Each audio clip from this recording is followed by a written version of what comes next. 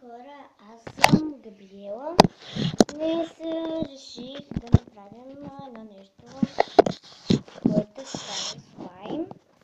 Тоест, преведено на български, от английски е желе. В момент да се подправя телефона. Така се виждаме много добре дори. Днес съм ви приготвила сол и две пасти за зъби. Чуйте се къде съм. Аз съм на село.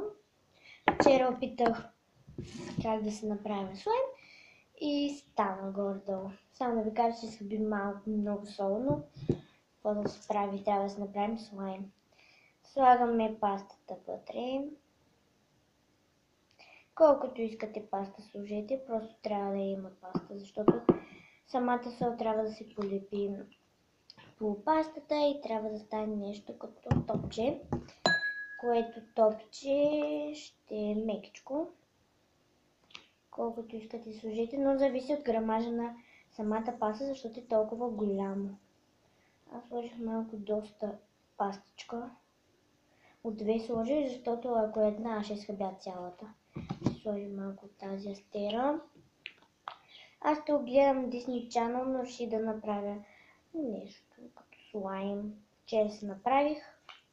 Беше идеален. Ох, много гадно мирише. Направо ми се подига. Та миризма. Ето го. Пастата, малко едночко, но все пак трябва да стане. Трябва мисъл.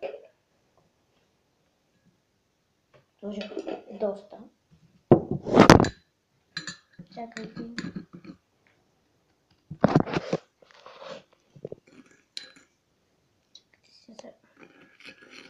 Виждате какво става. Хубаво трябва да се сложи сол. Много трябва да се слага сол, докато стане едно топче. Което топче може да се играете с него. Вижте го какво е станало. Какво е такова нещо като тесто. И това е хубаво. Ставаме тесто. Защото се получава само две съставки. Аз отдавна не съм правила слайм. Първо ми слайм беше с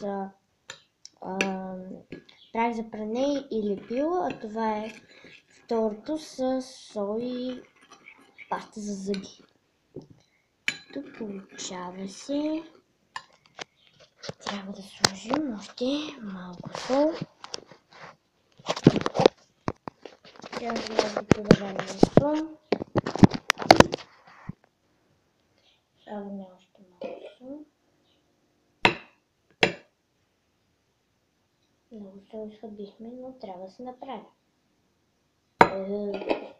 Доста сложих. Но все пак трябва да стане. Много изисква бъркане. За да може... Май стана вече.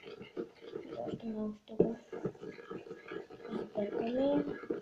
Трябва да има доста сол, за да може да полепи на самата паста за зъби, колкото сте сложили. Стана всъщност. И грамажа е хубав. След това има още една съставка, която ще откриете навсякъде и сигурно съм, че имате. Това е шампуан. Имам два вида, розов и сини. Аз мисля да сложа розов, ще по-хубаво мирише. И сега го донесах.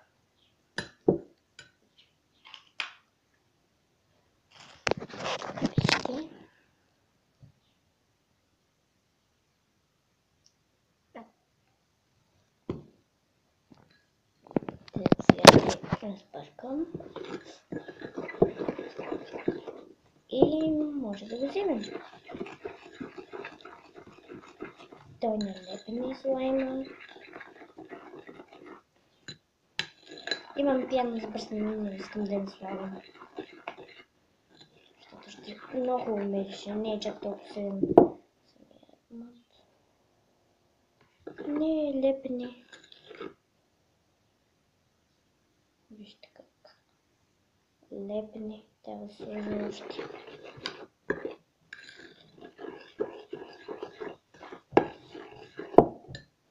Още сол.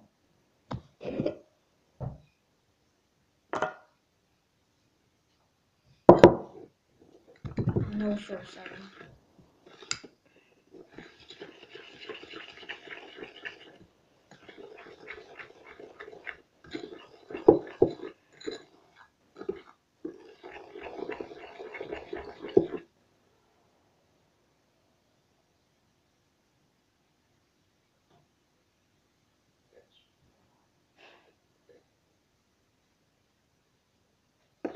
Става.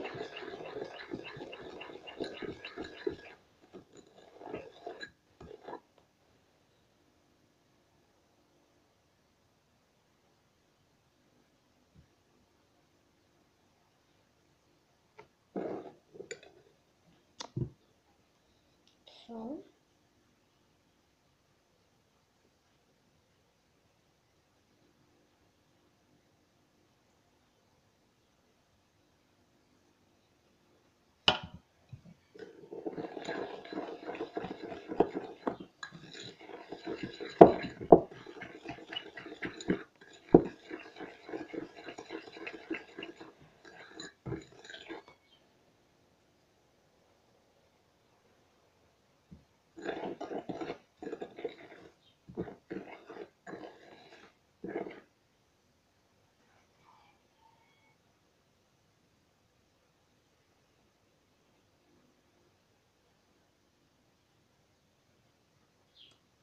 Опти.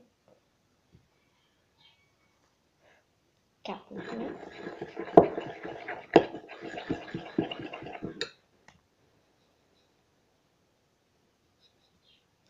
Много сложно. Гледайте бургани.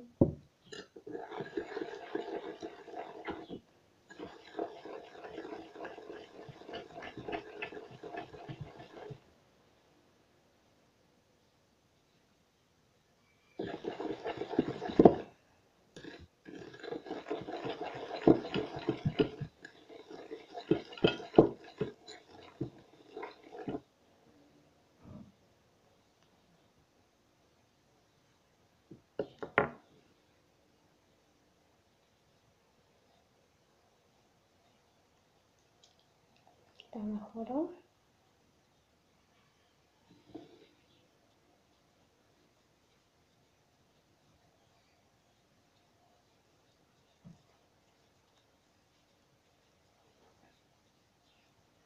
Вижте.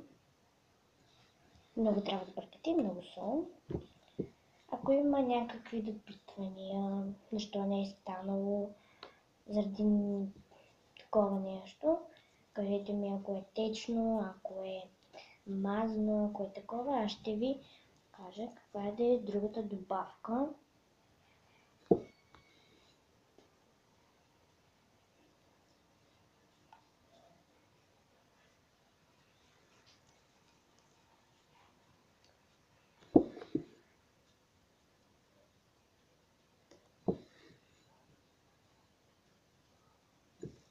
И ето го нашия лайм.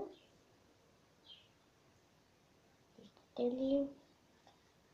Не лепнем. Стана наистина много голям. Вчера направихме много малко. Това е нормално и е много мекичко. Чакам всеки момент мама и тата да дойдат. Тук. Тяха за работа нещо. По работа.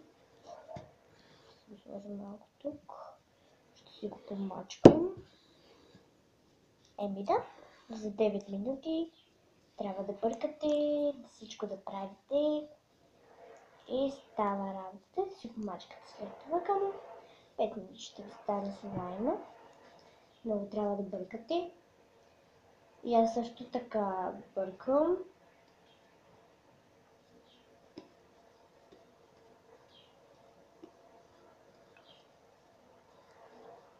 виждали как е станало. И благодаря, че те бяхте с мен и направихме един хубав слайм, който изисква много правене, много месене. И да, благодаря ви, че ми гледахте клипа, за да разберете повече за слайм от сол и шампуан и малко паста. И да, довиждане!